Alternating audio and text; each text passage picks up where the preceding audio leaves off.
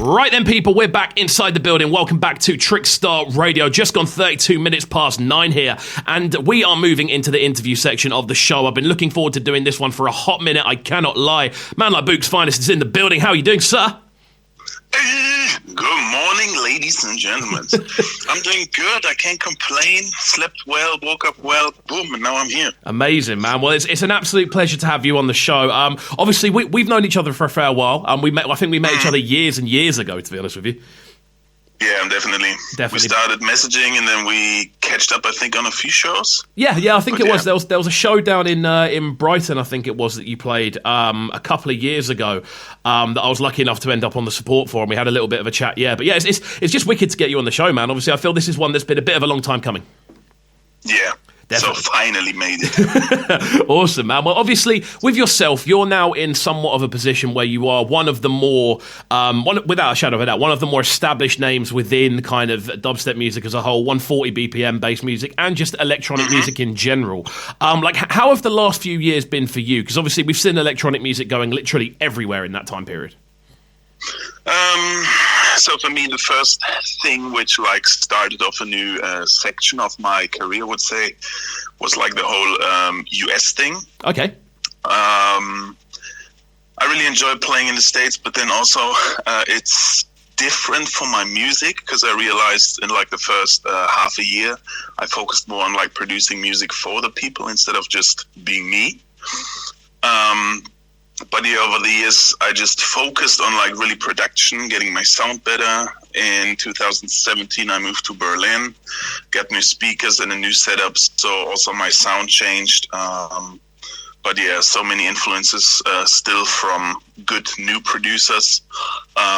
And I just try to keep it fresh once in a while. Amazing, man. I mean, the thing with your sound that I've always found, from a fan's perspective, over the years, is that you've always had a very kind of energetic sound. Whatever sort of area of electronic music you've been working in, there's always a certain level of kind of fun and a certain level of energy to what you're doing.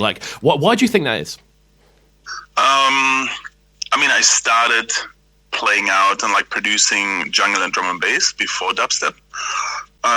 So that always was a big part, from the early Bad Company stuff, drum funk kind of style, to then even I would say the early jump up and clown step stuff. And to this day, I love bubbles, I love energy, and I like dark, Eradicate Mankind, I would say, is a perfect example. I like End of Days, Destroying Mankind kind of vibes. I feel that's quite relevant for this year by the sounds of things. It's been that crazy a year. 100%. So kind of with that then, your kind of approach, obviously you said it's sort of changed over the years, and obviously we were speaking a little bit off there about you're pretty much in the process of building a new studio now. Talk us through that process. How has it been? It's been stressy, especially in these times. My old place got cancelled in January, and then I had time until June to find something. Now I finally found a space, but then I had so much work, so I couldn't move into the new space right away. So finally now it's happening. I'm excited to hear my baby speakers again and get some music cooking. Amazing, man. So with your sound then, obviously it is something that's kind of changed with the times, and something we were saying before we came on again, something I've always said about you as a producer as well, is that you are a producer that really has kind of stood the test of time in regards to the sound you're making, because obviously dubstep's had its highs and lows. 140 BPM sort of based music has had its highs and lows, and yet you've always, since you kind of first arrived, you've always kind of remained quite relevant within a numerous different amounts of scenes. How do you think you've done that? The first time I really got music out there was when I was sending dubs to the old good homie, not anymore, Dead Sick and those kind of guys. And those were the early days of Bro Step, and then I always wanted to keep it different to everyone else. So instead of sounding like a machine, I always tried to sound like a, Wet Dungeon or something. Yeah, no, I feel that. And yeah, over all these years, I always liked energy and a rave, but I tried to stay far away from the super, super heavy stuff. And then also, like, if it's too minimalistic, I like to listen to it, but I couldn't produce it because I always felt there's like a lack of something for myself. No, I fully feel that, man. Fully feel that. But yeah, I just think the Germany's Next Top Wobble theme is perfect. And since I love wobbles and I love drums and I love hard-hitting music. Amazing, man. Like so with yourself then, obviously, you've mentioned, moving to Berlin. Did you say you moved to Berlin earlier? It was 2017. 2017, yeah. So kind of with that then, did you find there was a reception kind of locally for the sound you were making? Because obviously from an outside perspective, Berlin's always seemed like somewhat of a kind of techno-heavy city. Obviously being in Brighton, that's what we tend to hear about. Like, I'm assuming there are other things popping music genre-wise there as well. Yeah, Berlin is like super versatile.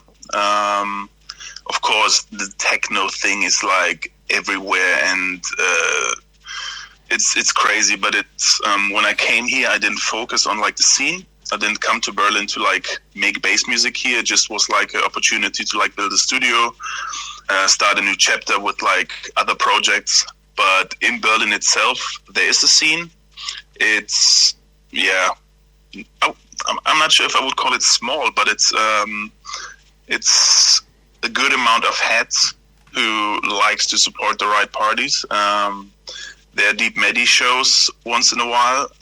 We get like a kind of residency here. Okay.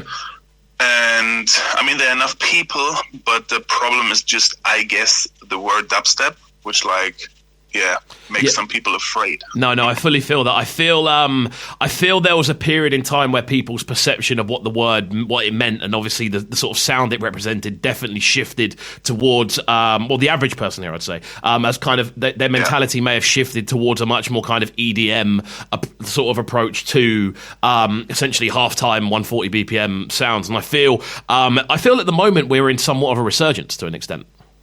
Yeah.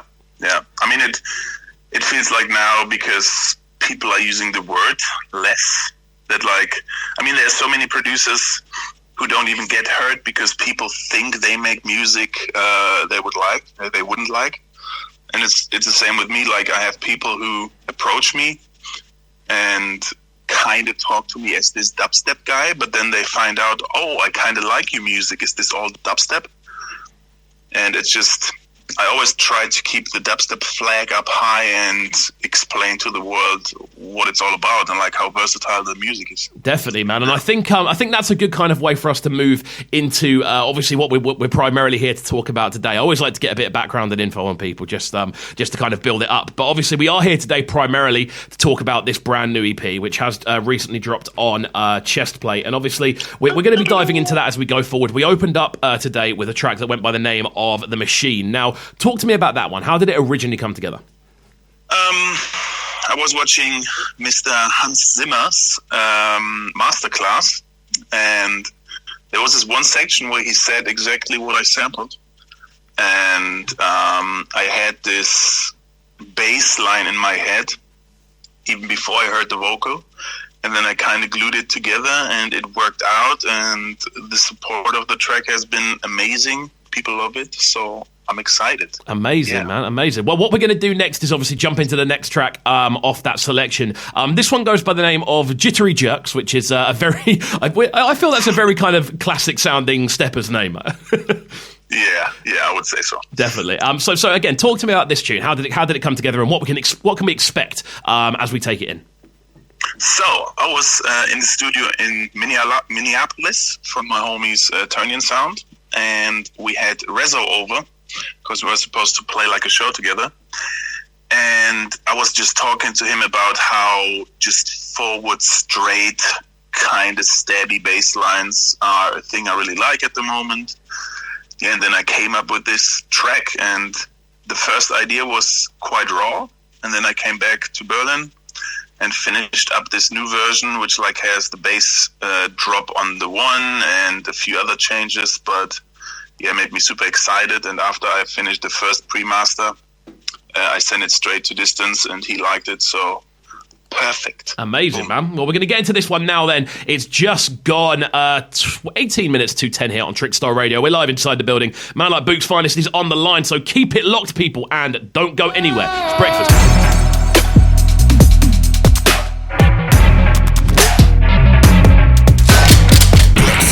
CubCamTV. Trickstar Radio.